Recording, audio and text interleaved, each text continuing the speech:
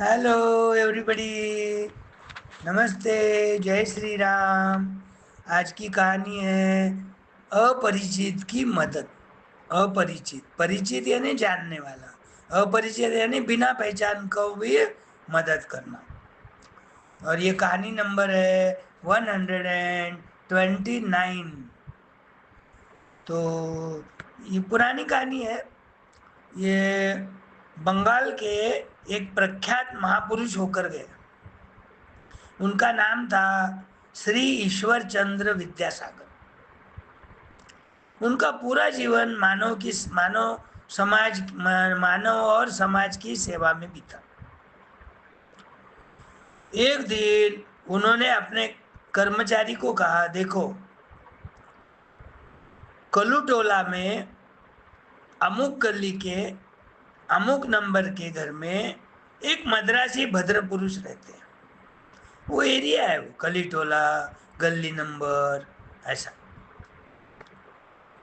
तो रुपयों के अभाव में बहुत कष्ट भोग रहे हैं। उनको किधर से न मालूम पड़ाऊंगा कि एक भद्र पुरुष है, वो मद्रास के हैं, उनको बाल बच्चे भी बहुत सारे हैं, लेकिन गरीबी परिस्थिति है, इसलिए कष्ट है। तो जाकर इसका सब पता लगा कर आओ। वो मानव सेवा करते थे ना, हर एक मानव की, जो गरीब है, जिसको जरूरत है पैसों की, वो पैसों की मदद करते थे। इसलिए उसका पता लगाने को बोले। खुद तो कैसे जाएंगे ना, बड़े महापुरुष थे। ये कर्मचारी पता निकल लगाने के लिए निकल पड़ा। कलूटोला के उस ठिकाने पर सबसे पहले भेंट एक घर मालिक से हुई। उनसे मद्रासी भद्र पुरुष के बारे में उसने पूछताछ की। अपन पूछते ना, कोई घर मालूम नहीं रहा तो ये नंबर का घर कहाँ है, ये नाम का घर कहाँ है, ऐसा वैसा। वो एक कोई तो भी पुरुष आया, वो उसके पास घर था और वो घर का खुद मालिक था, इसलिए उसको पूछा, भाई ऐसा ऐसा भद्र पुरुष नाम का एक मद्रासी है जो गरीब है, मैं सुना हूँ, तो उसका पता होना मुझे। तो मकान मालिक ने कहा, हाँ, मेरे ही घर में नीचे की मंजिल के एक कमरे में वे सपरिवार रहते हैं। वे जो मद्रासी भद्र पुरुष है, वो अपने परिवार के साथ रहता है। उनसे मुझे 6 मास का किराया या आना बाकी है। गरीबी परिस्थिति है, काम नहीं है, पैसे नहीं दे सक रहे, और 1 महीने का भाड़ा 30 रुपये है। तो मैंने उसको 180 रुपये चुकते करना और घर छोड़ के जाने के लिए मैंने कहा है। किंतु वो सब कुछ दे नहीं पा रहे। क्या करूं? पैसे के अभाव में वे आज 2-3 दिन से सब परिवार उपवास भी कर रहे हैं, कुछ खाया पिया नहीं। मकान मालिक से तो कुछ बातों का पता चल गया।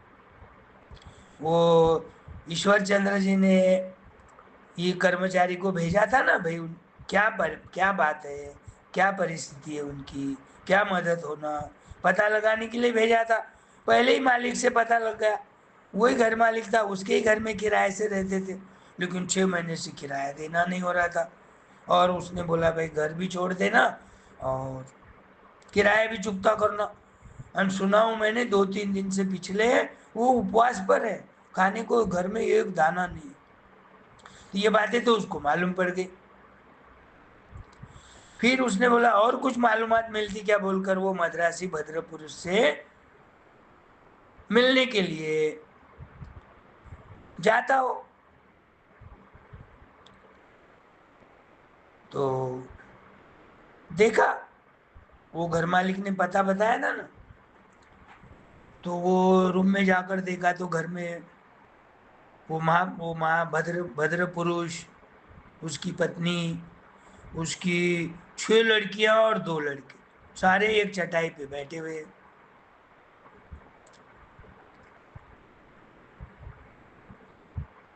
मद्रासी भद्र पुरुष के साथ थोड़ा अल्प परिचय किया गया। जाकर कुछ बोला होगा, आप ही है क्या भद्र पुरुष, वो मद्रासी? मैं जा रहा था तो आपके बारे में मालूम पड़ा, आप गरीब हैं, सब परिवार 2-3 दिन से भूखे हैं, उपवास पर है।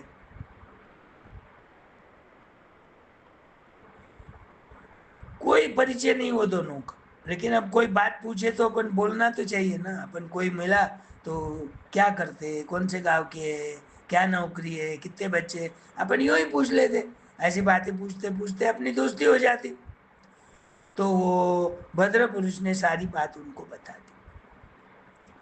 वो कहाँ से आया है, कौन आदमी है, उसका नाम नहीं मालूम, कौन से गांव का है, मुझे जानता भी नहीं। ये सब ठीक है, लेकिन उसने उसको सारी बात बता दी। तो सुनिए, वो मद्रासी भद्र पुरुष ने कहा, भाई कलकत्ता शहर में कोई बड़े लोगों को मैंने अपना कष्ट बताया।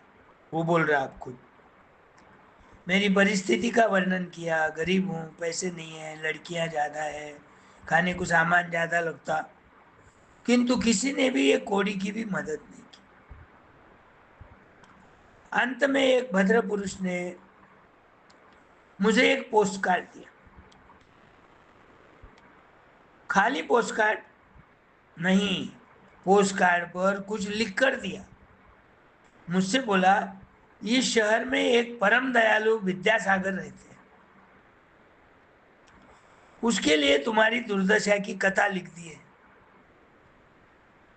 इस चिट्ठी को तुम पोस्ट बॉक्स में डालो।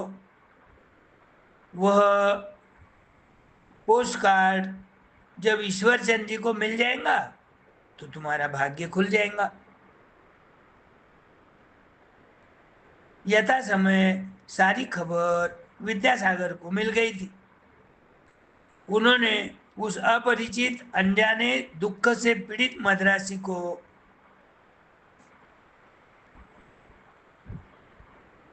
सहानुभूति पूर्वक कुछ रुपए भेजे, कपड़े लत्ते भी भेजे।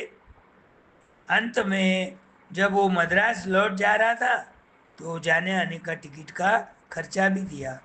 तो ये ऐसे विद्यासागर महान पुरुष थे, और उनकी मानव की सेवा और समाज की सेवा का तो कोई सब तरफ बोलबाला था। ऐसे वो बंगाल के ईश्वर चंद जी महान पुरुष होकर गए। तो ये बात से, कहानी से क्या समझना चाहिए, अपने पास यदि कुछ पैसे है और अपने को मालूम है फलाना है गरीब है, एक स्टूडेंट गरीब है, पैसे भरने के लिए, फीस के लिए पैसे नहीं है, या एक ही टाइम खाता है, दूसरी टाइम खाने को उसके बाद, तो अपने से हो सके उतनी मदद करना चाहिए। जब अपन लोगों की मदद करेंगे तो भगवान इनडायरेक्टली तुम्हारी मदद करेगा। देखो, जो सृष्टि का नियम है, तुमने एक बॉल दीवार पे मारा, वो दीवार पे चिपक हुए बैठता क्या? नहीं, वो पलट के तुम्हारे पास ही आता है। वैसा तुमने कुछ लोगों की मदद करी, गरीब लोगों की, तो भगवान भी तुम्हारी कोई न कोई बात से सहायता करेगा। तो ये उसी ईश्वर चंद्र जी के जैसा अपने पास जो भी है वो दे सकते थे। समझो, एक गरीब आदमी भिखारी है, दरवाजे पे आया, कभी अपन गुस्से में रहते, कभी मूड में रहते, कभी भी खाली हाथ किसी को भी भेजना नहीं, ना जाने भगवान किस रूप में आ जाए, तुम्हारी परीक्षा लेने के लिए भी आ जाता कभी कभी। तो जो हो सके, उसने एक रोटी मांगा तो आधी रोटी दो, 2 रुपए मांगा भाई चाय पीने के लिए, तो तुम्हारे पास नहीं है तो आठ आने तो दो, थोड़ा तो हाथ बार लगाना चाहिए ना। हाँ, तुम्हारे पास नहीं है तो बात अलग है, लेकिन जब तुम सुखी है, खा पी कर दोनों टाइम, और जेब में कुछ पैसे है, तो 2 पैसे तो उसको दे सकते, मदद कर सकते, वो आशीर्वाद ही देगा। और भगवान तो सब तरफ देखता है, अरे इसने गरीब की मदद की, चलो इसको भी थोड़ा, व्यापार है तो व्यापार में ज़्यादा पैसा कैसा मिलेगा, और नौकरी है तो ईमानदारी से नौकरी करने के बाद इसका पेमेंट बढ़ेगा, ऐसी कोशिश करेंगे भगवान भी इनडायरेक्टली। है ध्यान में? हाँ, कभी भी ध्यान रखना, गरीबों की सेवा कर। ओके।